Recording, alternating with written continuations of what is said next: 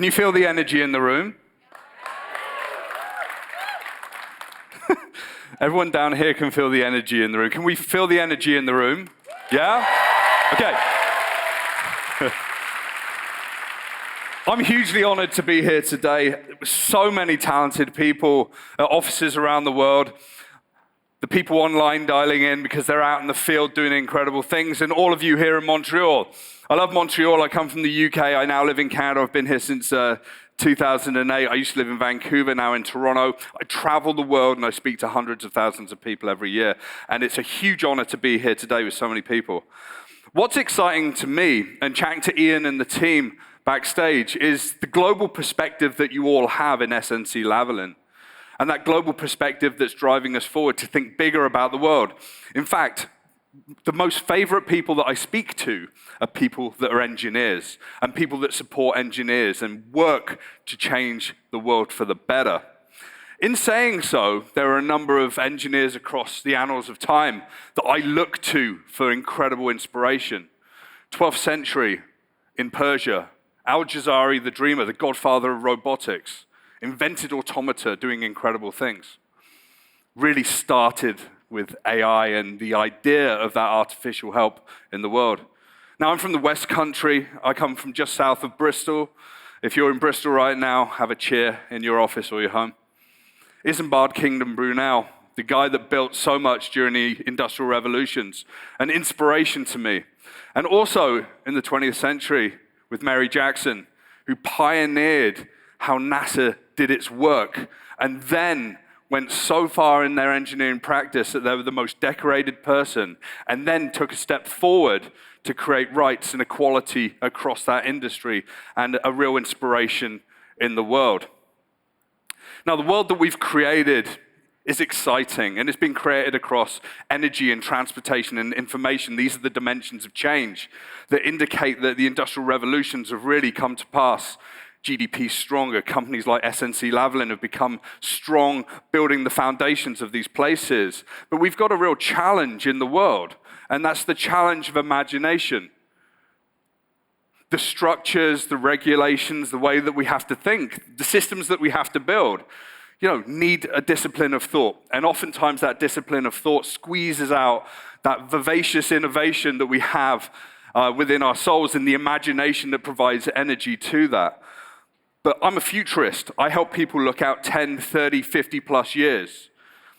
And you're engineers that help build the systems that are going to last for 10, 30, 50 plus years. And together, we ignite imagination and we change how the world works. So how do we do that?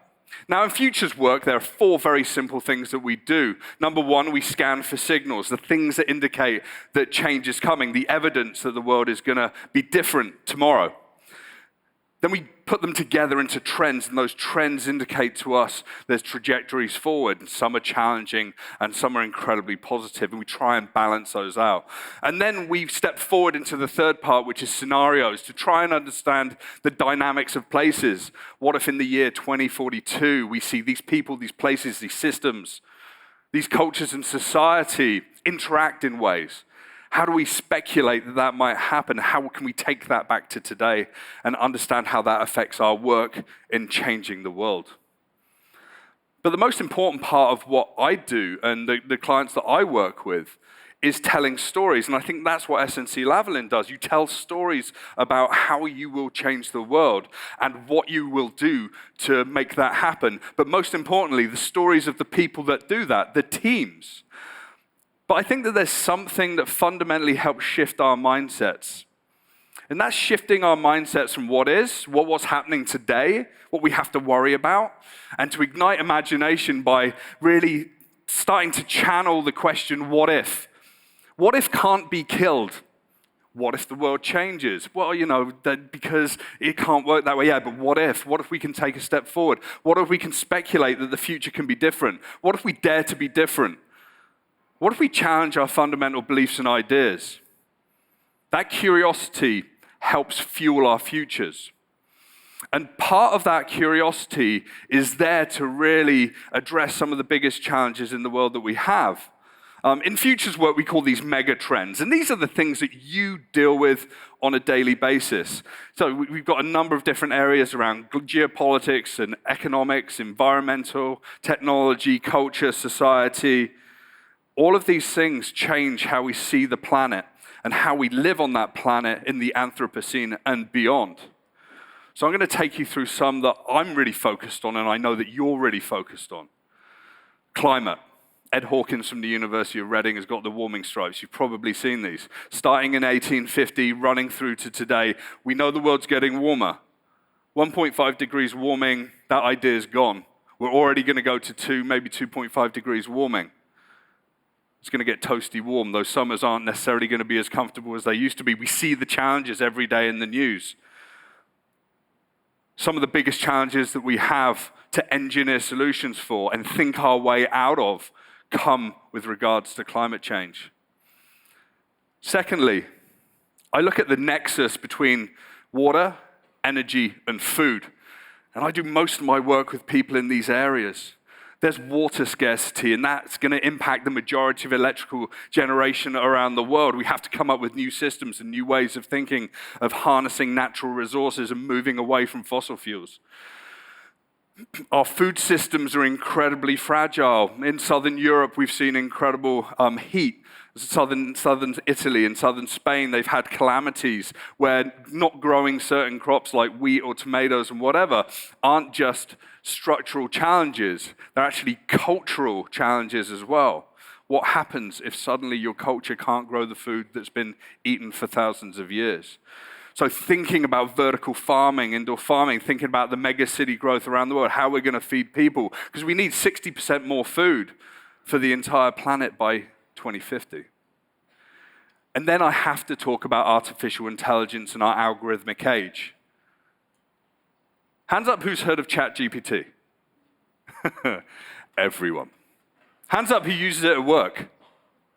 Be very careful. Okay, we're at the beginning of our journey. ChatGPT is like a 7-year-old with an encyclopedia that likes to make things up, so buyer beware, right? Gotta be careful. But the growth of data, 60% year-on-year growth, the growth of algorithmic systems, so many people working to apply artificial intelligence and machine learning and data in whole new ways. And do you know what? Engineering is absolutely at the forefront of that. We see incredible hype. We don't see hype, we see opportunity. We can see through the media buzz. And that's really exciting for me to be here speaking to you about that as well. But the energy that changes everything, and this is what I fundamentally believe, lives within all of us. And that energy is hope.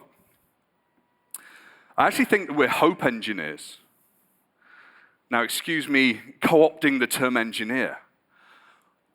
But there are many people in SNC Lavalin that are in support functions that are still engineers in the way that we use hope to channel new changes to the systems and the projects and the way that we deliver things. We have to transcend our challenges. Hope drives that. We have to dream of a world that's different. Hope drives that. Our role as hope engineers takes us forward. And when I work with the team, I didn't want to just talk abstractly about what's happening in the world and the futures work that I do. I wanted to talk about SNC Lavalin, the teams around the world doing incredible things. These things don't magically happen, right? It takes years of focus and dedication and discipline and engineering skill to do incredible things. Some of the projects that I love, that I've seen and people have shared with me, the Dubai Opera House. Why? A cultural center, people can come together. The arts have been with us for tens of thousands of years, and they need to be with us for tens of thousands of years into the future. Structural systems like the old Tampa Bay Water Quality Improvement Project. The environment, having a responsibility, helping administrations and governments really take care of the planet. We're in a world that's potentially finding its limits and disciplines and collapsing, but we're constantly transforming and taking ourselves forward. I lived in Vancouver from 2008 until about 5 years ago, and I remember the Canada line being built there just before the Olympics, and I used it day in, day out for years. Keeping a city moving is an economic responsibility. That's what we do. It's hidden systems. You don't really think about just getting on this light rail or these trains to go somewhere. You think about getting to do what you need to do. And I know that we've got the REM here in Montreal, and we should all be incredibly proud of these developments and these engineering projects that we undertake there as well.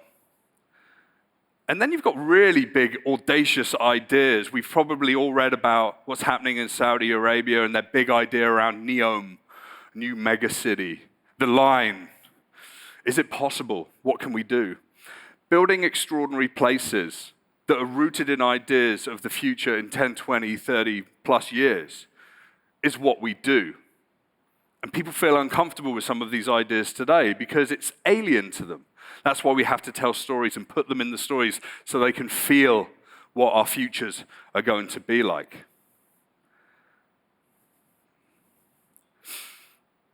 So I've already said that we're hope engineers, and we scan for signals, we identify trends, we work out the dynamics of what's going to happen potentially through scenarios, and we try to tell those stories. I'm going to give you 4 principles that you can apply in your daily life to channel your futurist inside of your daily life and to use that energy that is hope. Number 1, question your own history and perspectives. Humans are great. And what happens is that we love our own little world and sure, our families and our community.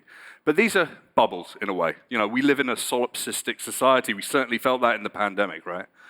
But if we break out of those bubbles, go beyond the boundaries and start to realize how the world is going to change and the biases and the empathy that's needed and the challenges and really understand and speak to the people in the places where we're working, that is going to be a catalyst for change. Secondly, be wildly creative and collaborate. You can have great ideas on your own. You can have greater ideas together. And not just in your offices and not just in your teams, but with the people in the offices around the world and other people out in society and the governments and other organizations and the places that we live. And never be scared of sharing an idea that you think might be pushing the limits. That's how change happens. Change happens when we feel uncomfortable and we're pushing people further than ever before. I like to say that I'm hired for the things I used to get fired for. People are uncomfortable. And don't let anyone tell you, let's not speak about that. Maybe there's a time and a place. Never let go of a great idea, no matter how strange or creatively provocative it is. Thirdly, look for pockets of future in the present. Academic journals, as we walk down the street, when you actually look on the news, the podcasts you listen to, the startups that are claiming that they're going to change the world and be the future. All of these things are important reference points. They're signals. Those signals will indicate to us that something will change. And do you know what? Sometimes those signals will indicate something can change today. We can try something new. I think most importantly, I've already stressed this. Shift your mindset from what is to what if. Yes, take care of the work you need to do on a daily basis.